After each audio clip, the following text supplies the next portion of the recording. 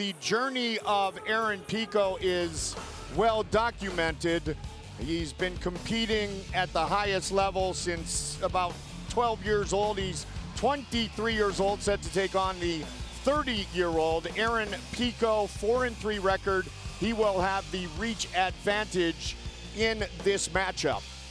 Aaron Pico is not come out and taken over the world the way everybody expected, but if you struggle early on, John, it doesn't mean that you don't have the opportunity to still be a superstar and to still be a world champion. No, he absolutely has all the talent in the world to become a world champion. It's just a matter of him learning how to be an MMA fighter instead of just a boxer or just a wrestler.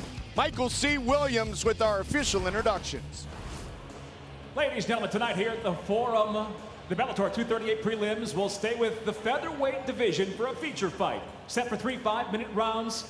Introducing the blue corner. At 5'7", weighing in 144.9 pounds. His professional record, 7 wins, 3 losses. Fighting out of Fort Smith, Arkansas by way of Oakland, California, Daniel "Scarehead" Carey. And across the cage, his adversary fighting out of the red corner at 5'8", weighing in 145.8 pounds. As a professional, he's 4-3 from Whittier, California. He fights out of Albuquerque, New Mexico, presenting Aaron Pico. And the referee in charge, Mike Beltran. Daniel Carey with a nice guillotine in San Jose back in 2019. This was a beautiful guillotine victory over a very tough guy, a good stand-up fighter in Gaston Bolanos. Locked on that guillotine and knew he had it, put him unconscious. Here we go. Red gloves for Aaron Pico, blue gloves for Daniel Carey. Pico coming off his fight against Adam Boric, who will be in our co-main event of the evening. Second round of the Featherweight World Grand Prix as he faces off with Darren Caldwell. Josh, what are you looking for from Aaron Pico for you to say, yes, he's making that transition? Look, there's a ton of things there's a lot of questions that he answered in his last fight. He answered one of them. When's he going to use his wrestling? Exactly. That was one. Okay, and I think in this fight, what I want to see is I want to see seamless transitions from boxing to the takedown. Last time it was wrestling and then boxing. They didn't go together. And I want to see that now. When I talked to Greg Jackson yesterday, he said, no, he's making big gains. As in terms of, he's training with Patchy Mix, who's really phenomenal on the ground. We know that, okay? But he's also making the transitions from the boxing to the wrestling to the grappling. I believe he just received his blue belt now. So now he's feeling a lot more comfortable in the guard and seeing the submissions come. Doesn't mean that he's going to stop them all, but he's been able to see them and try to counter them and then open up his stuff. That was what I wanted to see right there. Right there. He has got the entire skill set as he develops his submission ability. But as far as the wrestling and the boxing, the striking, he's as elite as they come. And he started competing, as I mentioned, at such a young age, traveling all over the country at age 7 or 8, and then pretty much all over the world. No, he did it, and it's really the difference of, it's the transitions of MMA that has made Aaron Pico have problems with the sport. And it's just because he's young, he has these great skills, but when it comes to transitioning from one element to the next, it's just not a smooth transition. And we believe that working with Jackson Wink and the time that he has spent there, he's starting to get those skills. He's starting to see the difference in how to go from one little move. Don't worry about just being a wrestler. How do you open up to make shots? If you take someone down, how do you open up to hurt them?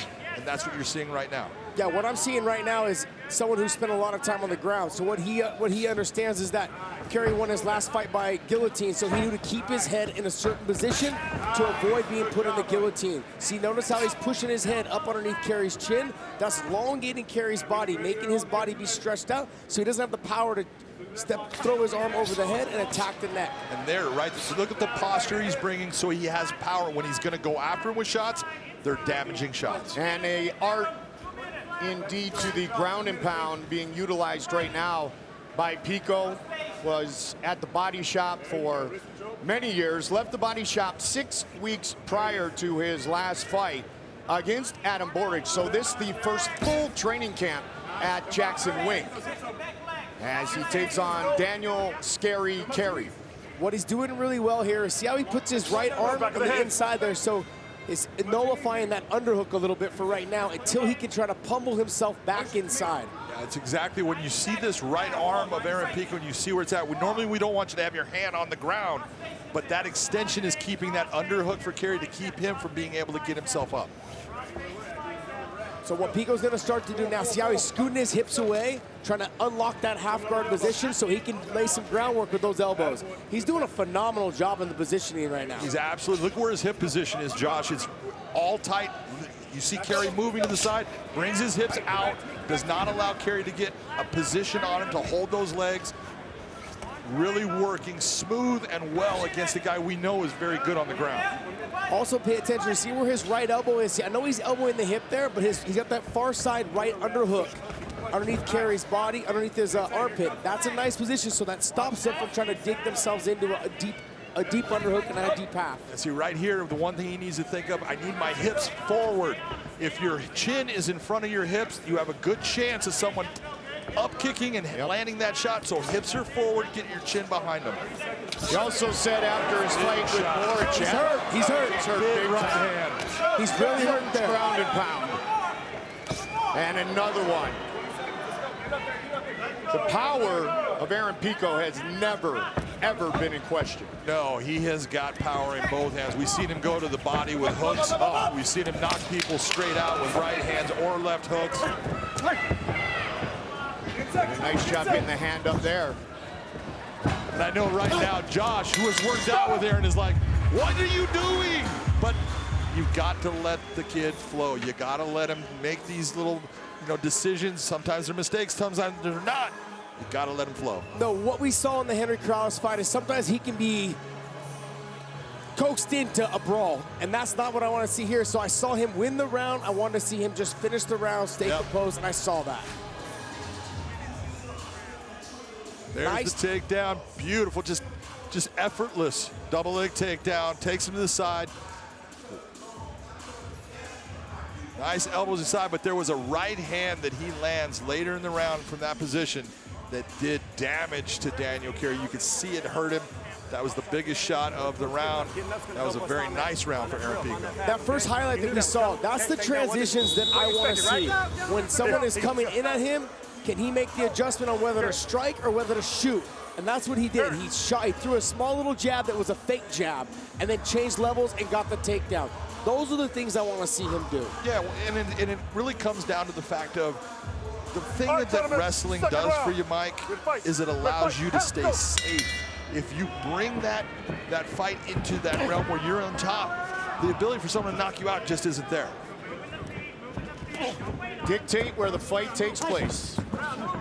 And Pico looking very... Oh, it's over. It is all over. Just like that. The power of Aaron Pico on display here tonight inside the fabulous forum. Wow. I think he's going to be feeling very good about this performance and the way that he took his time, the way he didn't overextend, the way he was on the ground. Outstanding shot. Take a look at this. Boom. Cuffed him.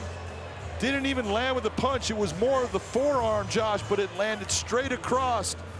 You've been hit with shots that are similar across your neck. You know exactly what that's like. You just lose the ability to control your body. Yeah, it's called lights out, but it's just your whole body just shuts down. Your eyes can still be open and you can still be awake, but your body is not moving. And that just shows the power that Aaron Pico possesses with his hands. We've all known it. Working with wild card and everything, we've always known he's got the power.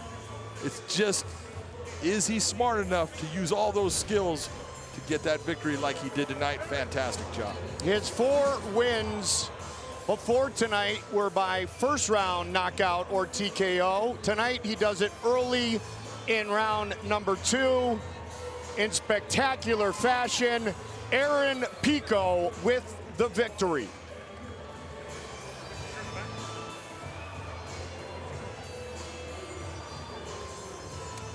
Michael C. Williams will make this one official. Ladies and gentlemen, one shot ends it suddenly. 15 seconds into round number 2, the winner by knockout, Aaron Pico. Another knockout victory for Aaron Pico.